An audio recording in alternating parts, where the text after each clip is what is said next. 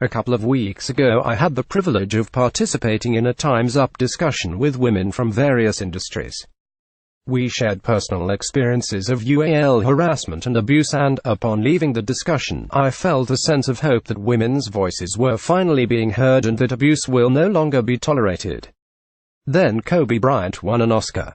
I haven't seen Bryant's animated short, Dear Basketball, so I cannot attest to its artistic merit, although it could be The Godfather and my dismay would still stand.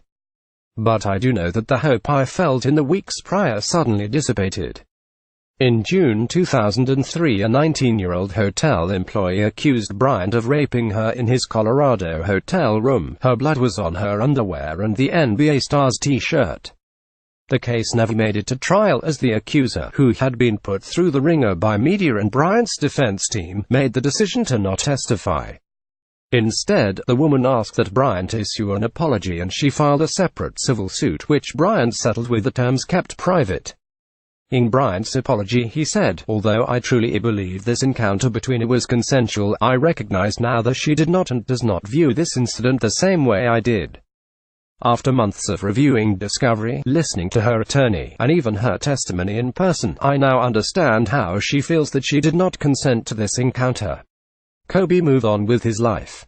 He retired with 5 NBA titles and more than $300 million in career earnings, seemingly unscathed.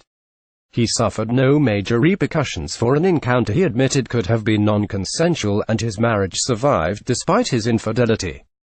So in a world where, in a Facebook post on Sunday, Owanjuki wrote about how those who make allegations of abuse can have their lives ruined. The woman who accused Bryant of rape had her UAL history and mental health aired in public at the time of the case.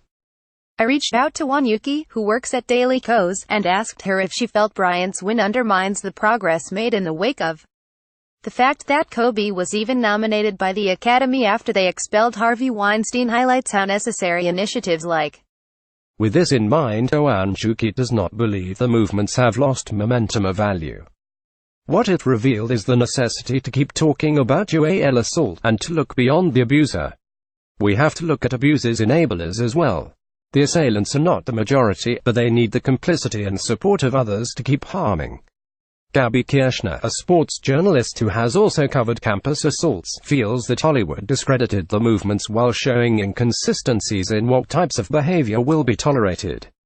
"I was appalled when Kobe was even nominated. James Franco clearly lost out on his Best Actor nomination for The Disaster Artist because of UAL misconduct allegations, yet Kobe is being nominated and winning in spite of them. It completely discredits the movement, and makes it seem like as soon as enough time has gone by, allegations just turn to dust in the wind.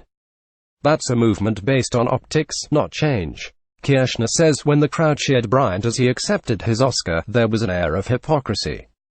No movement can be successful unless there is consistency when it comes to both the decisions and response, she says. Collectively, though, there is agreement that, despite Bryant's win, we cannot lose sight of the bigger picture, supporting survivors of UAL assault and continuing to bring awareness to the issue.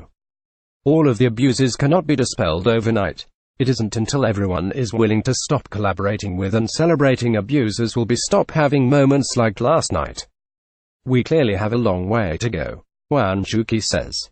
With this in mind, we must remember we are dismantling a culture that has devalued the voices of survivors. Change will happen, it just may not be at the pace we want.